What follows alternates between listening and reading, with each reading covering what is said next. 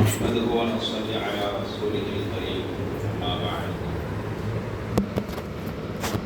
அன்பார்ந்த சகோதரர்களே, அல்லாஹ் நல்லடியார்களே, அல்லாஹ்வுடைய மாபெரும் கிருபையினால் அவருடைய கட்டளையான இஷா தொழுகையை நிறைவு செய்தவர்களாக அல்லாஹ்வுடைய இடத்தில் அமர்ந்திருக்கின்றோம். அல்லாஹ் ரப்புல் ஆலமீன் உடைய நிகழ்ச்சியின் செயல்பாடுகளையும் ஏற்றுக்கொண்டதற்குரிய கூலியை மேலும் மறுமையில் பாதித்தருவனாக. அன்பார்ந்த சகோதரர்களே, அல்லாஹ்வுடைய தூதர் ஸல்லல்லாஹு அலைஹி வஸல்லம் அவர்கள் கூறினார்கள், தஅவத்துல் மர்இல் முஸ்லிம் லி அஹீஹி பிதஹ்ரில் கைபி முஸ்தஜாபத்து. ஒரு முஸ்லிம் மறைவில் இருக்கக்கூடிய தன்னுடைய சகோதரருக்காக பிரார்த்தனை செய்வது அல்லாஹ்விடத்தில் அங்கீகரிக்கப்படும்.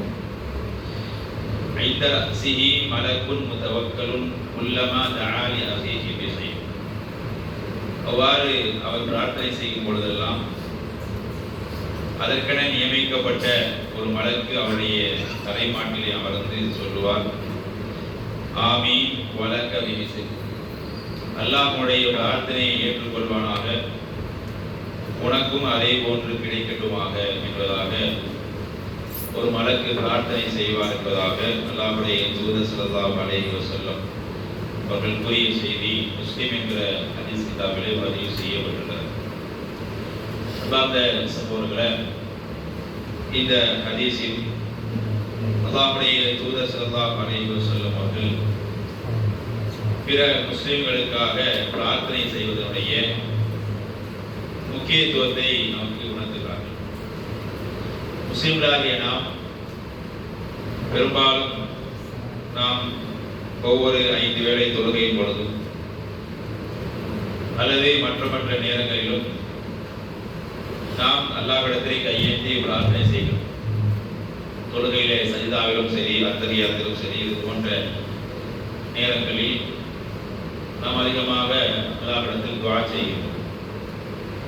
ஆனால் நாம் கேட்கக்கூடிய துஆக்கள் எல்லாம் யாருக்காக வேண்டி இருக்கிறது என்று சொன்னால், முதலில் தனக்காக இருக்கும். தனக்கு அடுத்தபடியாக தன்னுடைய மனைவி, தன்னுடைய பிள்ளைகளுக்காக இருக்கும். அடுத்து தன்னுடைய பெற்றோர்களுக்காக இருக்கும். இதை தாண்டி பெரும்பாலும் நம்மில் யாரும் யாருக்காகவும் பிரார்த்தனை செய்வது என்பது மிக குறைவாகவே காணப்படுகிறது. நம்மில் ஒருவர் சந்திக்கும் பொழுது கூட துஆ செய்யுங்க அப்படின்னு சொல்லும் பொழுது கூட சரி இன்ஷா அல்லாஹ்னு சொல்லிட்டு போயிடுவோமே தவிர நம்மில் நிறைய பேர் துஆ செய்யறதே கிடையாது. அதுதான் யதார்த்தம், அதுதான் உண்மை.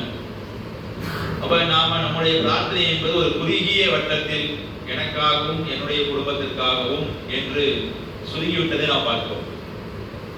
ஆனால் இஸ்லாமிய மார்க்கம், அல்லாஹ்வுடைய தூதர் ஸல்லல்லாஹு அலைஹி வஸல்லம் அவர்கள் ஒரு முஸ்லிம் தன்னுடைய பிரார்த்தனையில் அவன் தன்னோடும் தன்னுடைய குடும்பத்தோடு மட்டும் அந்த துஆவை சுருக்கிக் கொள்ளாமல் ஒட்டுமொத்த மனித சமூகத்துக்காகவும் குறிப்பாக முஸ்லிம் சமூகத்துக்காக அவன் பிரார்த்திக்க கடமைப்பட்டிருக்கிறான் என்பதை இஸ்லாம் நமக்கு வலியுறுத்துகிறது. அவ்வாறு பிரார்த்திப்பதனால நமக்கு கிடைக்கக்கூடிய நன்மை என்ன என்பதை இந்த ஹதீஸ் ரசூலுல்லாஹ் சொல்லி காட்டுறாங்க. இதுவுமே நேற்று நான் குறிப்பிட்டது போல பிறர் நலம் நாடுவதில் அடங்குகிறது. ஒரு முஸ்லீம் எப்பொழுதும் தனக்காக மட்டும் பிரார்த்திக்காமல் தன்னை சுற்றி இருக்கக்கூடிய முஸ்லிம்களுக்காகவும் அல்லது யாரே என்று தெரியாத எங்கோ இருக்கக்கூடிய உலகத்தில் எந்த மூலையிலே வசிக்கக்கூடிய ஒரு முஸ்லிம்களுக்காகவும் நாம் இங்கே உட்கார்ந்து கொண்டு அல்லாஹ்விடத்திலே கையேந்தி நாம் பிரார்த்தனை செய்வது என்பது அல்லாஹ்விடத்திலே முஸ்தஜாபத்துன் அப்படிங்கிறாங்க. யாரென்றே தெரியாத பிற ஒரு முஸ்லிம் சகோதரருக்காக ஒரு முஸ்லிம் அல்லாஹ்விடத்திலே கையேந்தி பிரார்த்தனை செய்வானேயானால் அது அல்லாஹ்விடத்திலே நிச்சயமாக அங்கீகரிக்கப்படுகின்ற ஒன்று என்று ரசூலுல்லாஹ் சொல்றாங்க.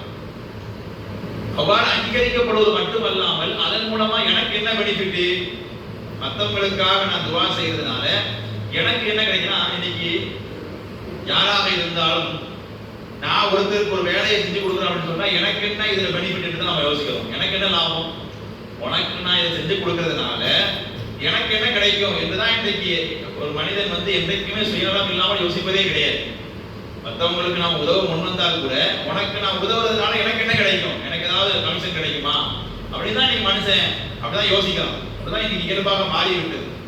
அதை இங்க ரசூலுல்லாஹ் குறிப்பிடுறாங்க, நீ மற்ற முஸ்லிம்களுக்காக, யாரென்றே தெரியாத, உன்னுடைய சொந்தக்காரனும் கிடையாது, உன்னுடைய நண்பனும் கிடையாது, உன்னுடைய தூரத்து சொந்தமும் கிடையாது, உன்னுடைய பழகினனும் கிடையாது, யாருமே கிடையாது, ஆனா ஒரு முஸ்லிம் எங்கோ இருக்கார், உலகத்தில் ஏதோ மூலையில இருக்கிறார், கஷ்டப்படுறார். அப்படிப்பட்ட ஒரு முஸ்லிமுக்காக நீ அல்லாஹ்விடத்திலே பிரார்த்தனை செய்தால் அங்கே ஒரு மலக்கு வந்து உட்கார்ந்து கொள்கிறார். நாம் பிரார்த்தனை செய்கிற பொழுது நமக்கு பக்கத்துல ஒரு மலக்கு வந்து உட்கார்ந்து கொள்கிறார். அல்லாஹ் ரப்பல் ஆலமீன் அதற்கென்றே ஒரு மலக்கை நியமனம் செய்திருக்கிறான் என்று ரசூலுல்லாஹ் சொல்றாங்க. மலக்குமார்களுக்கு அல்லாஹ் ரப்பல் ஆலமீன் நிறைய வேலைகளை கொடுத்திருக்கான். அவர்களுக்கு கொடுத்திருக்கிற அந்த வேலைகளை அவர்கள் அந்தந்த வேலையை தான் பார்ப்பாங்க. சில மலக்குகள் இருக்கிறார்கள், அவர்கள் இது போன்ற பயான் நிகழ்ச்சிகளில் மட்டுமே கலந்து கொள்ளக்கூட மலக்குகள் இருக்கிறாங்க ரசூலுல்லாஹ் சொல்றாங்க. இது போன்ற பயான் நிகழ்ச்சிகள் உலகில் எங்கெல்லாம் நடக்கிறதோ அங்க போவாங்க, அதை பயான் கேட்பாங்க, அட்டன் பண்ணுவாங்க, போய்கிட்டே இருப்பாங்க. பயான் கேட்கறது மட்டுமே அவங்களுடைய வேலை, வேற எதுவுமே அவங்க வேலை கிடையாது. இப்படி ஒவ்வொரு மலக்குகளுக்கும் ஒவ்வொரு வேலை. அதுபோல இங்கே இந்த ஹதீஸ் ரசூலுல்லாஹ் குறிப்பிடுவது, யாரெல்லாம் பிற முஸ்லிம்களுக்காக அல்லது பொதுமக்களாக இருக்கிற முஸ்லீம் அல்லாதவர்களுக்காக அவருடைய ஹிதாயத்துக்காக நம்ம துஆ செய்யலாமா இல்லையா? முஸ்லீமே கிடையாது, முஸ்லீம் அல்லாதவராகவே இருந்துட்டு போகட்டும், முஸ்லீம் அல்லாதவராகவே இருந்தாலும் அவருடைய ஹிதாயத்துக்காக, நேர்வழிக்காக அவர்களும் இஸ்லாத்தை புரிந்து கொள்ள வேண்டும், அல்லாஹ்வை ஈமான் கொள்ள வேண்டும் என்ற அடிப்படையில் அவர்களுக்காக, நம்முடைய நண்பர்களாக இருக்கலாம், அல்லது நாம் முஸ்லீமா மாறி இருக்கலாம், நண்பர்களாக இருக்கலாம், நம்முடைய பெற்றோர்கள், நம்முடைய உறவுகள் முஸ்லீம்களாக இல்லாமல் இருக்கலாம், அதனால் நம்முடைய காபிராக இருக்கக்கூடிய நம்முடைய பெற்றோர்களுக்காக, அவருடைய உறவுகளுக்காகவோ அவர்கள் ஹிதாயத்து பெற வேண்டும் என்ற அடிப்படையில் அவர்களுக்காக நாம் செய்யக்கூடிய துவாவாக இருக்கலாம். இப்படி நாம் செய்யக்கூடிய எந்த ஒரு துவாவாக இருந்தாலும், பிரார்த்தனையாக இருந்தாலும், அங்கே ஒரு மலக்கு அமர்ந்து கொண்டு என்ன சொல்றாரு, ஆமீன் வலக்கவி விசில் என்று அவர் துவா செய்கிறார் என்று சொல்றாங்க.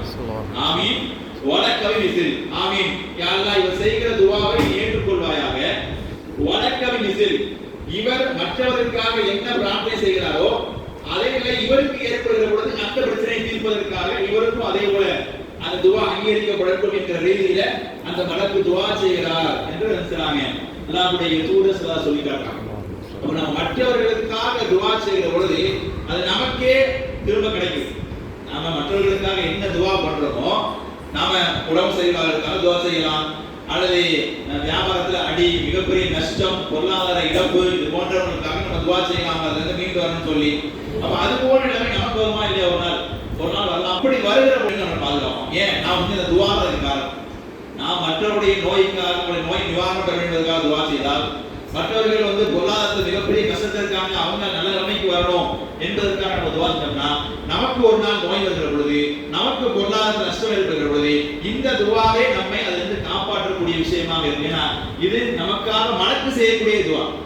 ஆமீன் வலக்கவி மிசில் என்று சொல்லக்கூடியது உங்களை போன்ற என்னை போன்ற சாதாரணவர்கள் செய்யக்கூடிய துவா இல்லை.